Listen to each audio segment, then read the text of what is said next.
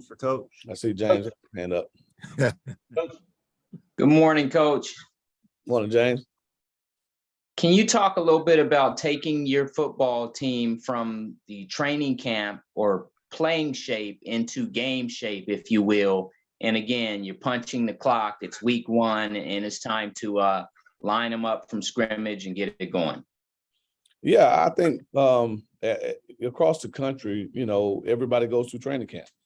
And so for us, it's about transitioning from everyday practicing, the walkthroughs, the meetings, all the things that are involved in training camp to game mode, right? And we're facing the fact that it's not only game week, it's also the first week of classes. And so our guys have to acclimatize themselves to now going to class every day, to practicing in the afternoons, getting treatment at the times that are designated, their lift times being around the class schedules. So all the changes that occur once school starts, but like I told the guys last night, that doesn't make us unique because everyone in the country has to eventually do that, right? Some sooner than others, right? But being a student athlete is a part of what we do here at this level, and we have to be masters of that as well. So we're excited about transitioning to game week.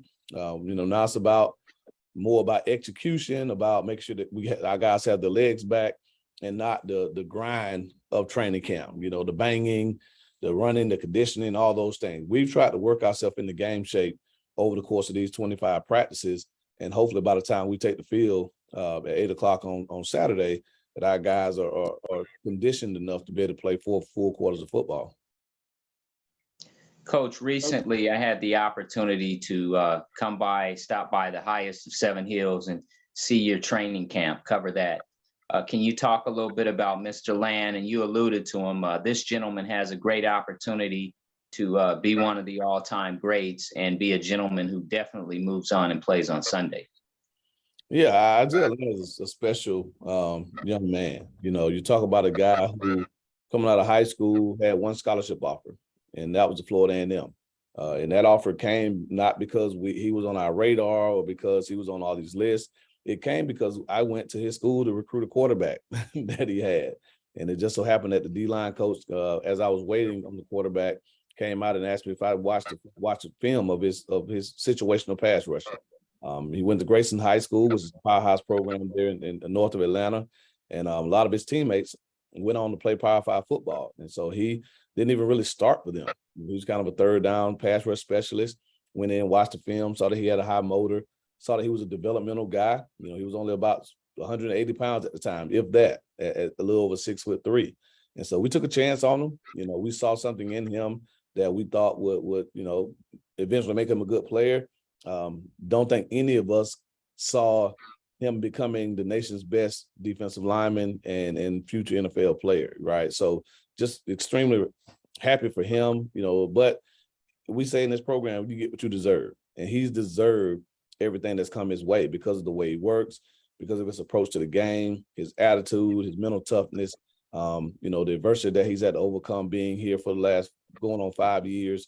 And we're just excited to see what this season brings for him. I think barring anything unforeseen, injury or anything like that, he has a chance to match his production from last season and maybe even exceed it. He's a special player, a special talent. The NFL scouts see that. Everyone that's come through here has raved about his ability to rush the passer.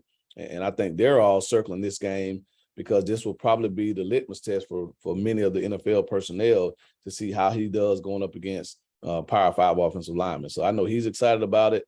He had a very spirited talk last night with the football team doing our scout report.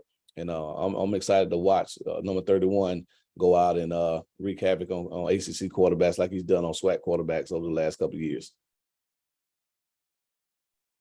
Coach, in closing, HBCU football appears to be in a good place. It's been around since the 1800s. You look at Jake Gaither all the way up to yourself, Coach Hub, Billy Joe, and the guys. Can you talk about the FAMU brand, and then also playing on the big stage? And this is a great opportunity to share HBCU football with the ACC and fans across the land, if you will. Yeah, you said it. The history that we have here, not only at Florida A&M, but throughout the HBCU landscape, it's second to none. You know, you look at the teams that we fielded, the players that have played, you know, the Hall of Famers, the All-Americans, you know, individuals who've gone on and done phenomenal things in society outside of football. You name it, we have it, you know, in Black college football. And legendary coaches, legendary players, phenomenal institutions, you know, you name it. And so just to be a part of this is something that's truly humbling to me, that's truly special, you know, and again, it's not something that we take lightly. You know, when I walk into this field house every day, I look up and I see my name beside some of the greatest coaches that's ever coached the college game. You know, Jake Gaither, William Bell, Rudy Hubbard, Billy Joe, Joe Taylor, you know, Hall of Fame coaches. And just for me to even have my name mentioned with them is something that really sends chills down my spine, you know, to sit in an office that Billy Joe donned, that you know, Ken Riley donned, that Joe Taylor sat in, you know, guys that have meant more to this game than we can even imagine.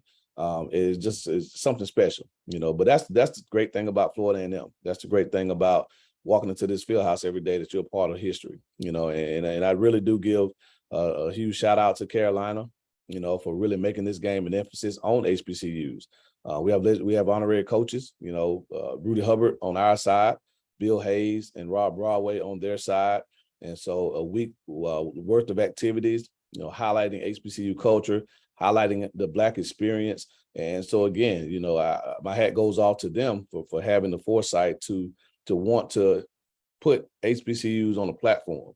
And so again, it'll be a great game, great events around the game. The Marching 100 will be there, of course, doing their thing. And I know everyone's excited about seeing that. And I think this game is a great opportunity for everybody, not just FAMU, but for HBCUs as a whole. And hopefully we can go in and represent and make everyone proud of the don the HBCU name. Thank you, Coach. Good luck this week. Thank you. Coach,